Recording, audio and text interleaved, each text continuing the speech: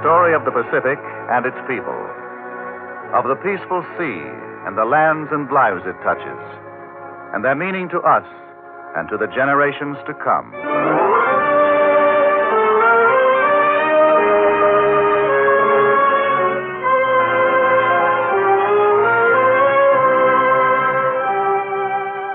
The Pacific Story, presented by the National Broadcasting Company and dedicated to a fuller understanding of the vast Pacific Basin. This broadcast series comes to you as another public service, with drama of the past and present and commentary by Dr. Ray Lyman Wilbur, traveler and scholar of the Pacific, President Emeritus and Chancellor of Stanford University.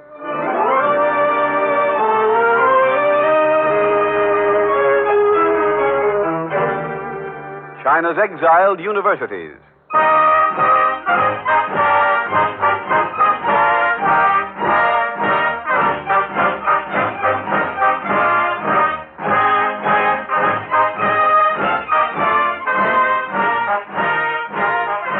For more than 6 years now, Japan has sought to exterminate education in China.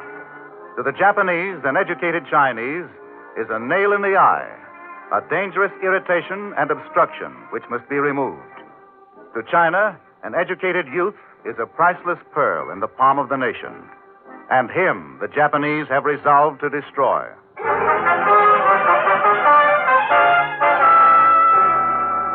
On the night of July 28, 1937, 3 weeks after the incident at the Marco Polo Bridge, Dean Huang of beautiful Nankai University at Tientsin and the last 2 students remaining in the Nankai province were hurriedly packing books and papers. Will we take these books too, Dean Huang? We will take everything we can carry. It is incredible that we must go. We must hurry. Here is a sheaf of notes. Observations on chemical experiments. Take them, Lo and Wang. Yes, sir? Take your thesis on the problems of North China. You will finish it sometime. When we come back? You may not come back for a long time. The Japanese know that the university students have opposed them for years. Yes, they know that the Chinese intellectuals have frustrated their hopes of seizing Chinese rights and territory, and they will take vengeance. Here, Wang, take this monograph. Oh, yes, sir. And this almanac? Take it. As soon as light comes, the Japanese will be here. Oh, Dawn will be here in 5 hours. We have known this would happen for so long, yet it isn't real. Every one of us has left the university. We are the last. Hurry, Wang and Lo. We must not fall into Japanese hands. I have everything ready, see? You cannot carry all that, Lo. We must travel on foot. I can carry, Dean Huang. Let me take some of those books. No, I am younger, and you have more than you can carry. Yes, let me take some, Dean Huang. No. What we carry away is all we shall have of Nankai University. We shall have all it means, Dean Huang. Yes, all it means. All it means. With these books, we shall start again somewhere else. Let us leave at once. In the dark of the early morning, the detachment of the Chinese 29th Route Army stole silently upon the Japanese military garrison outside the gates of Nankai. A Japanese sentry discovered them. Who goes there? Who goes there? Wait,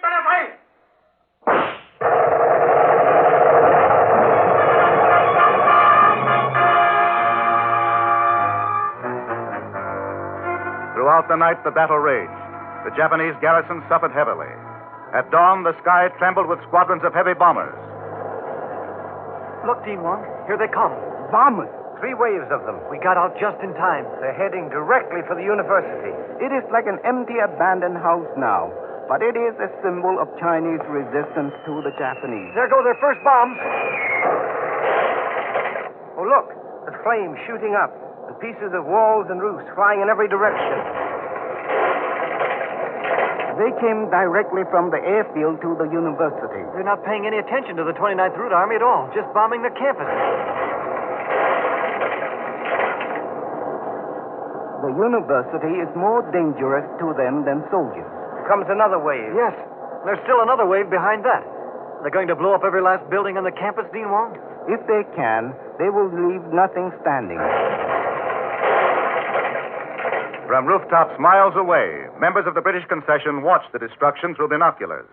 When the bombers had completed their work, the Japanese employed another tactic. Look at that sky. Blood red from the fire. Terrible. Anything still standing over there in the campus? I can see the library dome. But why? What is it? Here, look. Take the binoculars. Yes. See that Japanese artillery? What are they doing? They seem to be moving. They fire a salvo of shells into the library. Then they pick up and march 100 yards toward the campus, and then they... There goes another salvo. Oh, heavens, direct hit. Demolished the library. Every shell is a direct hit. They've been practicing this operation for years. Here they go again. Just blasting that campus, aren't they? Yes. And now they're picking up and marching another 100 yards. At this rate, not a sliver is going to be left standing. The Japanese artillerymen marched and fired throughout the day. At dusk, they reached the gates of what had been Nankai University. Quietly over the desolated campus that night. And next morning... Stand clear! Stand clear! All clear! Orderman! Set the next mine!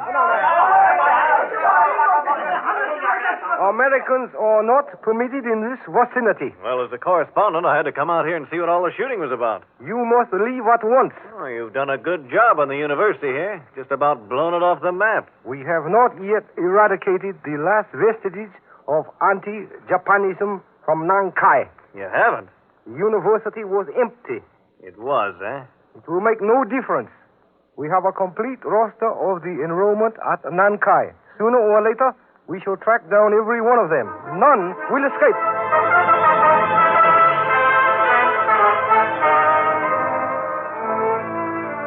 The destruction of Nankai became a symbol of the Japanese policy in Japan, in China. The Japanese moved methodically against every seat of higher education they could reach. Beiping National University, Tsinghua University, Chekiang University, scores of others. The university buildings were destroyed or pressed into the service of Japan.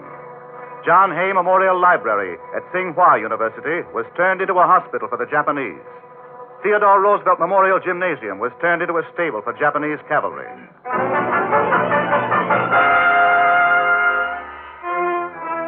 As the Japanese closed in, the Chinese uprooted their universities and moved them inland. When the Japanese landed at Canton, the Chinese of Sun Yat-sen University loaded junks to move the university up the Pearl River to Loting. Where is the tugboat? This is Dr. Tio Wei Ying, Dean of Sun Yat-sen University. The tugboat was to have been here an hour ago. We are getting the last boxes aboard now. Are all 480 cases accounted for, Chen? Yes, all of them, Dr. Xiao. Every minute is precious.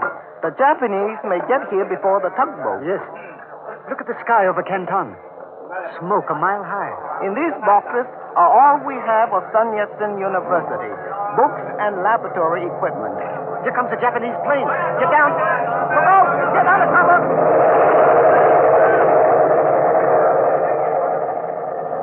They have discovered us.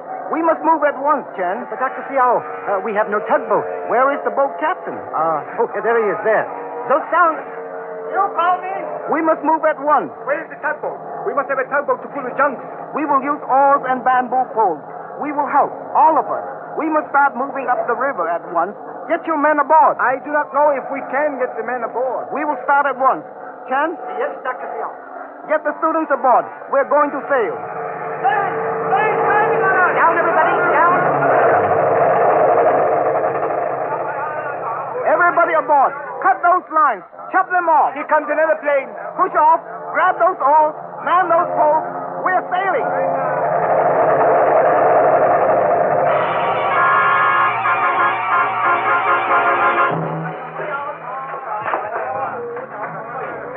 With bamboo poles and oars, the heavily laden junks were labored up the Pearl River to Lailu. Here, 2 steamboats were leased to transport the 480 cases and the students with them to Loting. Planes, they're coming back again. Get down! Down, everybody!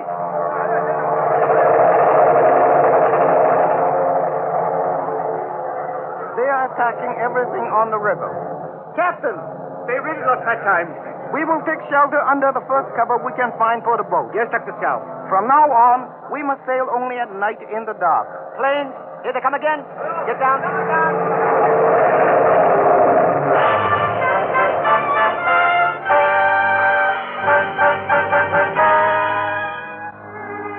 As the Chinese sailed further up the river, the Japanese advanced behind them. From Lo Ting, Dr. Xiao and the students took the 480 cases the great distance to Lung Chao in Guangxi province. Hundreds more Chinese students, learning of the flight of the university, joined the main party to lend their help. The cargo increased to 1,000 pieces, weighing more than 80 tons, as they started overland with trucks. This is no road here along the railway. It is the only way into Kunming. It is the best route for the truck, even if it is rough. The trucks will break down, and then we'll be a target for the bombers when daylight comes. If the trucks can hold out to Kunming. We must keep going. Hear that? Bombers. Bombers up there in the dark. Hey, look, they're dropping flares. They are lighting up the countryside, light as day. We gotta stop. Get out of the truck. Get out and run. Get out. Hurry, Dr. Xiao. Hurry. They have discovered our whole line of trucks. Get down. Bombs.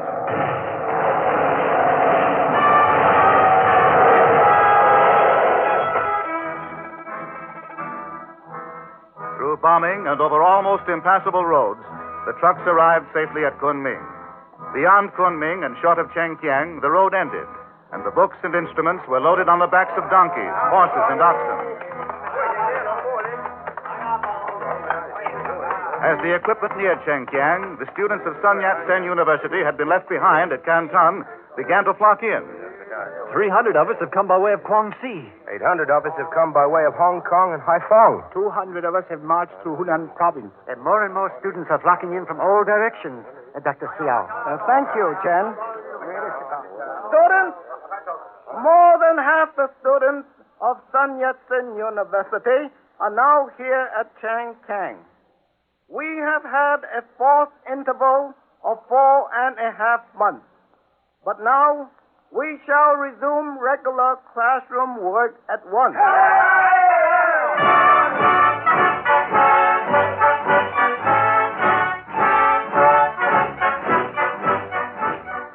Throughout the interior of free China, the exiled universities reestablished themselves.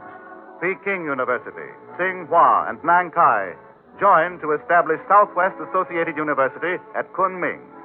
Here and in a score of other places, the indomitable Chinese professors and students carry on. Look at this, Dr. Chung. What is it? Oil. Oil that we extracted from the wild castor bean. The castor bean is abundant here in Yunnan, Dr. Chung. Yes. If we could extract enough of it, we could use it as a substitute for the imported mineral oil. We could extract more if we I know. If we had laboratory equipment instead of pots and kettles and meat grinders. But we must keep trying. We are making some progress. Think of Wang Chenlin. The student from Nankai? Yes. All the voluminous notes he had been gathering for a history of China's northern problems were destroyed when Nankai University was destroyed. Yet he's starting again. Our laboratory is makeshift, but every day we are improving it. After all, we have a great deal. I have a desk made of mud bricks. Our lecture halls are only mat sheds. But in them we can study as well as in a palace. We need no luxuries, Dr. Chung. You who stand this now deserve all that will someday be yours. Your long gowns are patched, and your cloth uniforms are threadbare. There are only sandals on your feet, no stockings. I've seen you shiver. And food, there is so little of it. What have you had tonight? Tonight, salted cabbage and soybean sauce. Yes, salted cabbage and soybean sauce. We have not had meat for months. No, there is none. We must get back to work in the laboratory. If we only had oil lamps, we could work at night. But even an oil lamp is too expensive for us. Almost 8 o'clock. Then lights must be out. It is a moonlight night. Perhaps we shall be able to see a little while longer. That is the way the ancient scholars of China studied. By the light of the sun, and by the light of the moon. What is that? What? Airplanes. Yes, bombers. They've come way out here to Kunming. Sound the alarm. Sound the alarm. Get everyone into shelters. Everyone into shelters. Air raid! Air raid! Bombers! Bombers!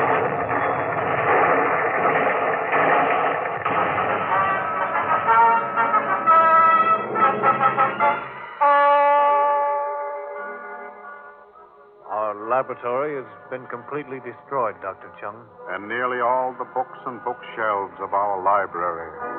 We must start again.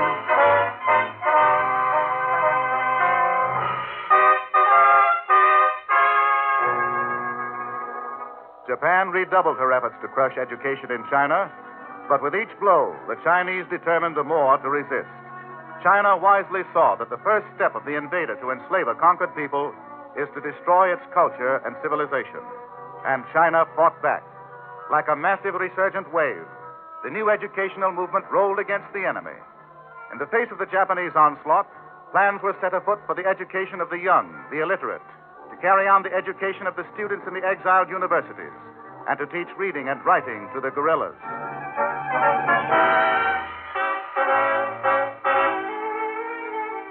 I am the manager of a traveling theatrical unit. Our troupe is made up of university students. We travel through the backcountry and through entertainment spread knowledge wherever we go. We enlighten the interior population about the national situation in order to support the war from the rear. And at the same time, we gain contact with the real majority of China, the farmers. The students act, sing, and lecture, and demonstrate. I am the director of a unit to promote social education. On trucks, we carry schools, libraries, and first aid facilities from the cities to the rural districts. In this way, we are able to bring knowledge to the people in the outlying regions and to promote closer cooperation toward national unity and toward the winning of the war. Wherever we go, we work to educate the people to the realization. Knowledge is power, and education is carried not only to the outlying regions, but also to the thousands of guerrilla troops which are operating behind the enemy lines. To be able to read is to be able to fight the Japanese more effectively. This is a guerrilla leader talking to his men. You have all seen the pictures that have been passed out among you. What is this picture? Well, it is a picture of a gorilla, like we are. That is right. But what are all those marks around the head? Those are question marks. Question marks? Yes. They show that there are many questions in the head of the gorilla. He is confused. What is he confused about? You see those words at the bottom of the picture? I don't know what they mean. They say, suppose you were entrusted with an important mission and suddenly a secret order came to you. What would you do? I could not read it. That is why all of us must know how to read. I know how to fight. I don't want to know how to read. You should know the characters. I know no characters, but I know how to fight the Japanese, and that is enough for me. Where direct encouragement failed, more subtle methods were used. After several days, the guerrilla who said he knew no characters made an interesting discovery. Look, I do not understand this. What? This.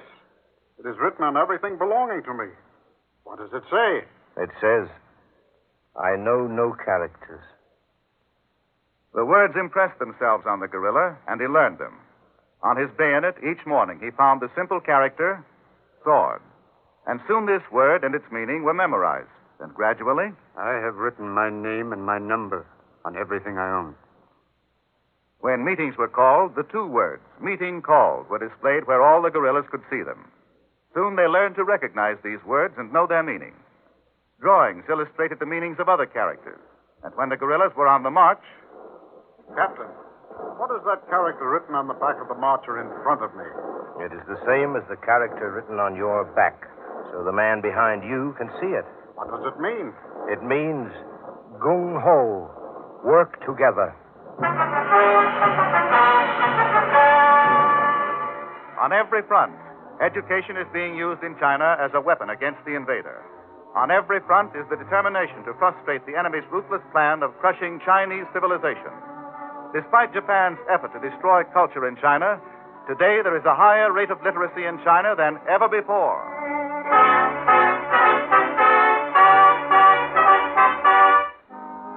Before the war, China had 108 institutions of higher learning. Today, China has 138. The number of university students in China has increased from 48,000 before the war to 60,000 today.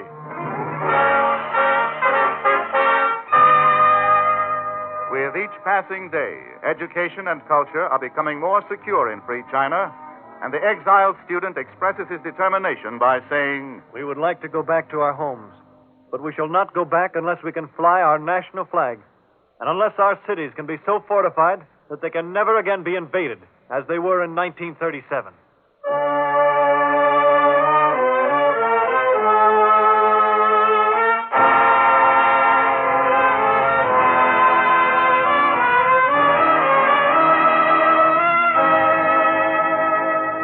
As China's army has defended the nation on the battlefield, so the exiled universities and the thousands of students have courageously carried on and expanded free China's educational system.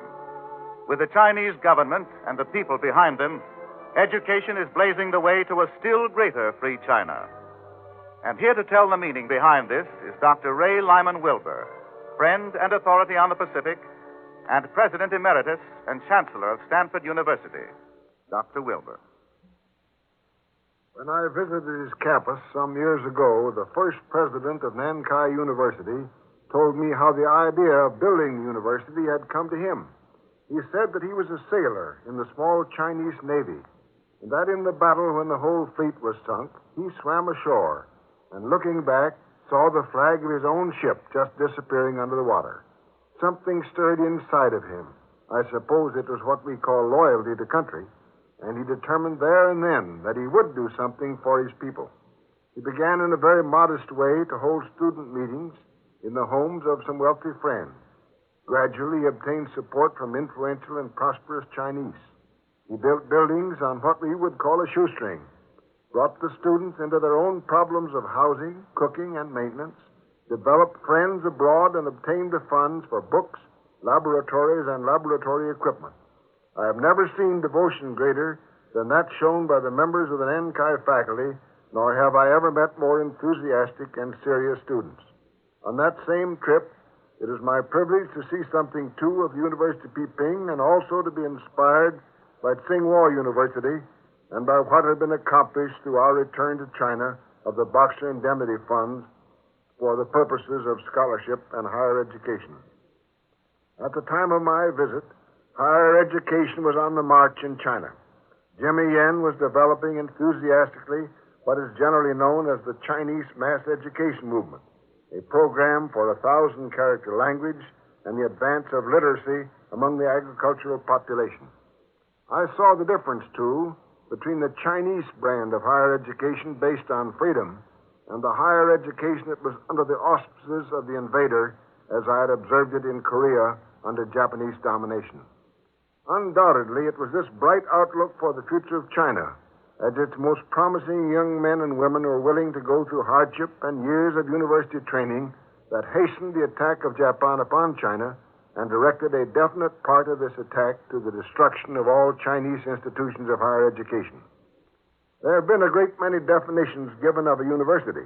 Fundamentally, it is a place where the older and experienced scholars come in systematic contact with those beginners in higher education who are willing and capable of becoming research workers, scholars, and members of the professions. It offers the most information of the past and prepares for the future. Universities and tyrannies do not go well together.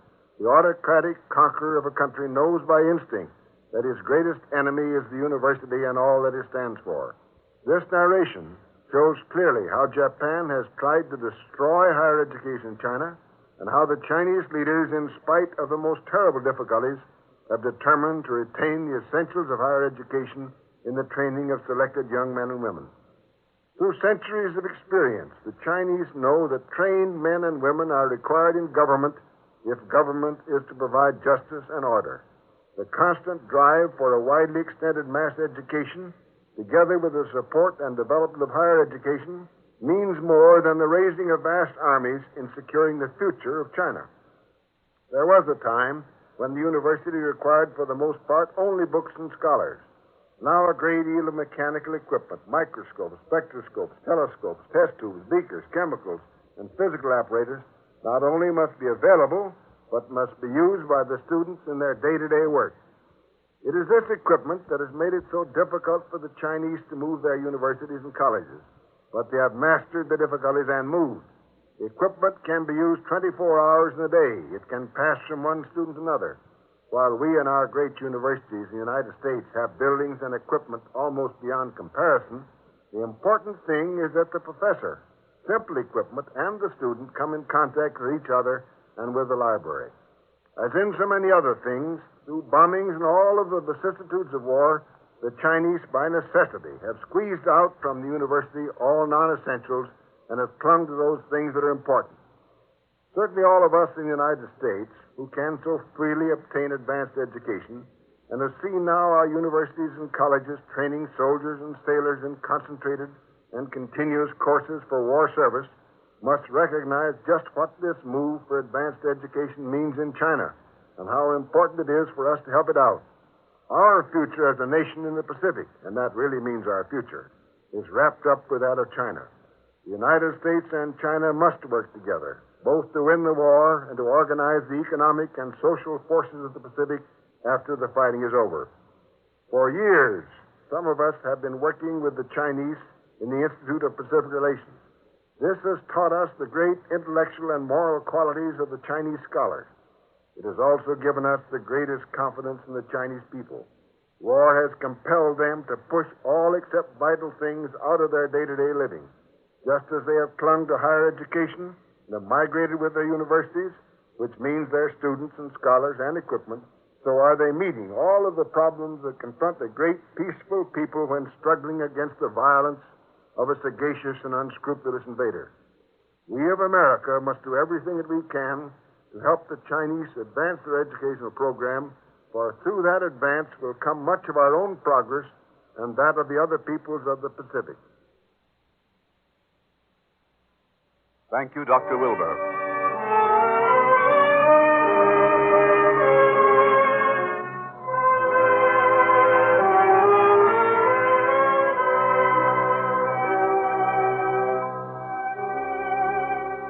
Next week, at this same time, over most of these stations, the National Broadcasting Company will present another program on the Pacific, with drama of the past and present, and dedicated to a fuller understanding of the vast Pacific Basin.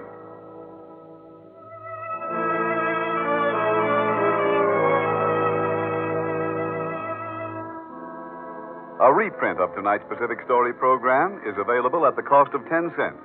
Send 10 cents in stamps or coin to the University of California Press, Berkeley, California.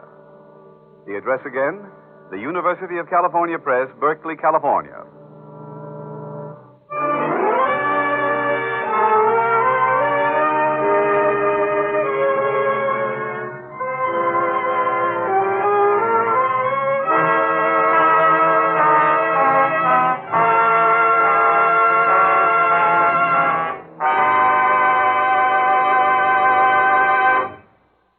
Pacific Story is written and directed by Arnold Marquis.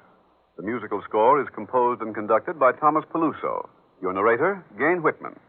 This program has been presented as a public service by the National Broadcasting Company and the independent radio stations associated with the NBC network. American radio listeners are the best informed people on earth. They are interested in the history, future, and peoples of those countries which are now the battlefronts of a war for freedom. The National Broadcasting Company and the independent radio stations associated with the network use their entire facilities to keep America informed. New developments in the world events, historical background, expert examination of current and future problems are available to radio listeners day and night. NBC is on top of the news. Radio listeners everywhere know that American radio brings them the truest information and the widest choice of programs. This is the American system developed through free enterprise. This is the National Broadcasting Company.